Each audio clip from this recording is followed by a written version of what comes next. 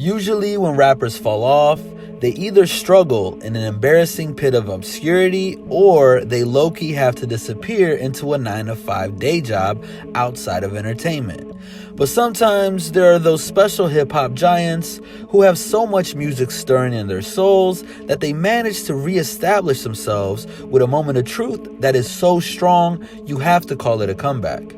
Not only are these the top 10 greatest career comebacks in hip-hop, but they are also rappers that matured organically, were met with open arms by audiences, and in some cases were even better than ever before. First on our list, we got 2 Chainz. Not many young hip-hop fans have heard of Titty Boy, but they all may have heard of 2 Chainz, even though they are the exact same person.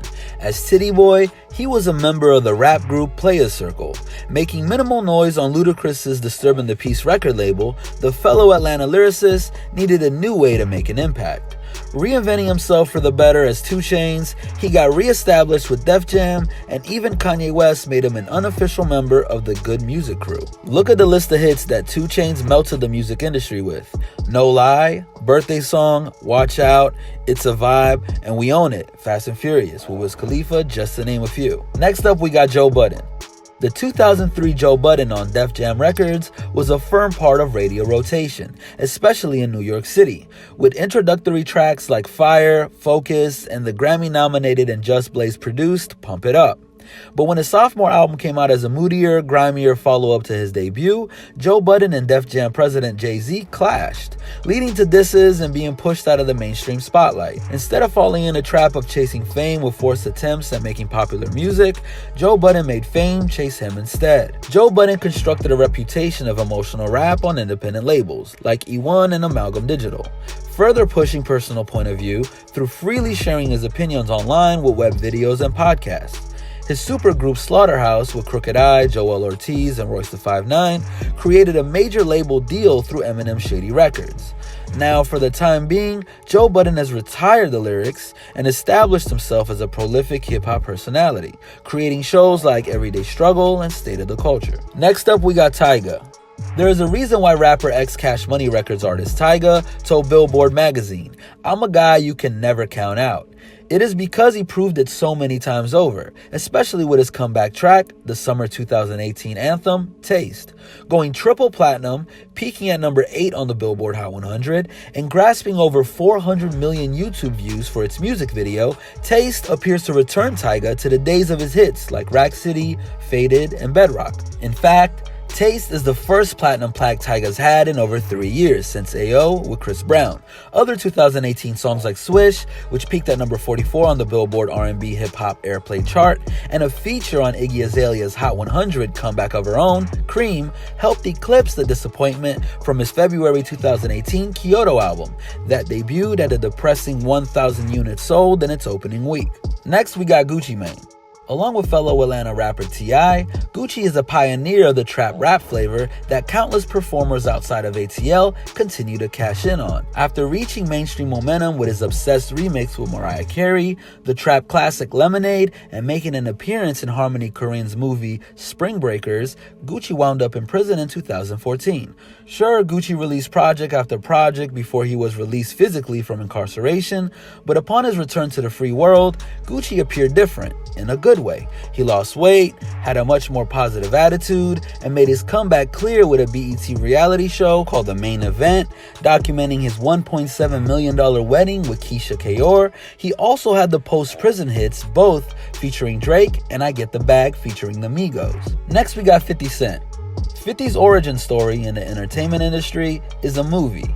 Not many rappers have been signed to Columbia Records, then shot 9 times, dropped from the label while recovering in the hospital, then blackballed by the music industry because of a controversial song, Ghetto Quran. Most people might call it quits after that, but 50 Cent isn't most people. Unable to find a recording studio in the United States during his blackball period, he recorded 30 mixtape songs in Canada with business partner Sha Money XL, and literally toured on his own with these tracks.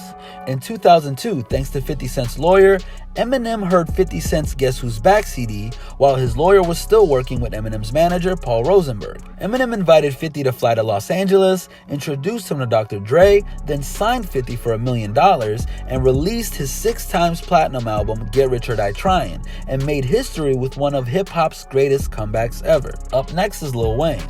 Lil Wayne had a gigantic comeback in the form of the Carter 5 album that he released on September 28, 2018, almost 4 years later than originally planned, after not releasing a studio album since 2015 with Free Weezy album. The Carter 5 was a star-studded welcome back project that featured Swizz Beatz, XXXTentacion, Snoop Dogg, Travis Scott, Nicki Minaj, Kendrick Lamar, and Ashanti, among others. One of the reasons why Lil Wayne was musically quiet was that he was halted from releasing the Carter 5 project earlier due to publicly feuding for approximately 4 years with his record label owner that he entered the music game with, Brian Birdman Williams. Lil Wayne went as far as dissing Birdman and his Cash Money records on songs, and suing them for $51 million in an attempt to leave the label, due to not being paid properly for his success. Wayne was once arguably the largest living rapper thanks to his The Carter album series, a hefty collection of mixtapes, and turning Drake, Nicki Minaj, and Tyga into worldwide celebrity hip-hop artists. This is why it was truly a return to the winner's circle of rapping for Lil Wayne when the Carter 5 emerged as a gold-selling album in its first week alone, and hitting #1 on the US Billboard 200 music charts. Next we got Meek Mill. After much success with Rick Ross, Philadelphia's own Meek Mill lost many things. Meek lost an extremely public rap battle with songs against Drake. Meek lost his superstar girlfriend, Nicki Minaj, and he even lost his freedom after being sent to jail. But when Meek Mill was released after being incarcerated earlier in 2018, he garnered a lot of attention for sharing his desire for prison reform and highlighting Black Lives Matter at the 2018 BET Awards. The free man Meek Mill was invited to share the stage with Drake in the form of a truce. Jay-Z announced that he was producing an investigative series on Meek Mill's legal situation. New music began getting passionately cooked up, and even Meek Mill's home team of the Philadelphia Eagles won the Super Bowl. Meek Mill has definitely made a comeback, and the door for him is wide open. Next, we got Kanye West.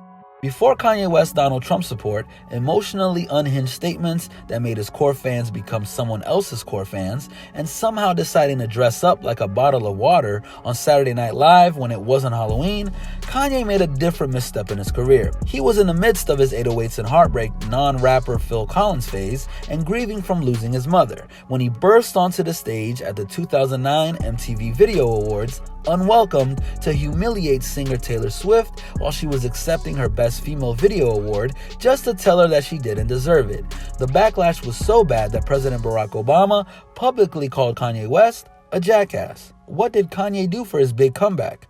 Almost a year after Kanye's Taylor train wreck, Ye literally released Power and then Runaway, with its Pusha T appearance and an unapologetic chorus that celebrated other so-called assholes like himself. The Kanye juice became addictive again, and he returned with what many considered a masterpiece, the My Beautiful Dark Twisted Fantasy album.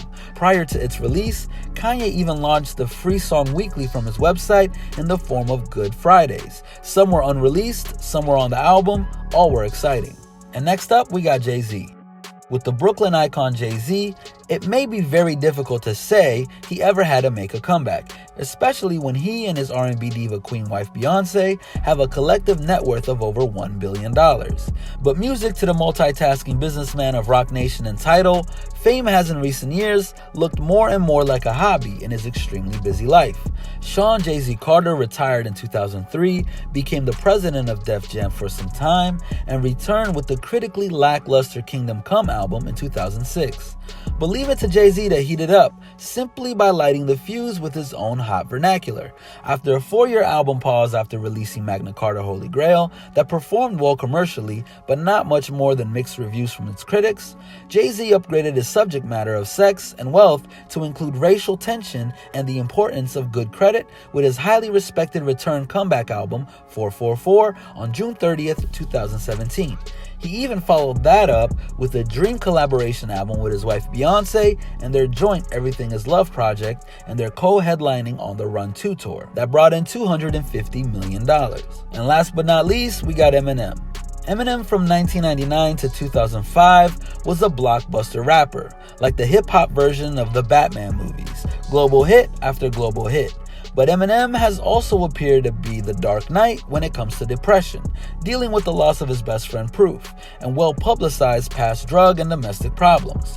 When you are an international brand like Eminem, with a 9-figure net worth, it is hard for fans to see anything wrong with that picture. One of more notable drops in Eminem's career occurred with the 2017 album Revival, containing more R&B guests than apparently listeners were ready to accept from M. Even with platinum sales, Revival polarized critics in a dismissive fashion, leading to the 2018 unexpected release of Kamikaze.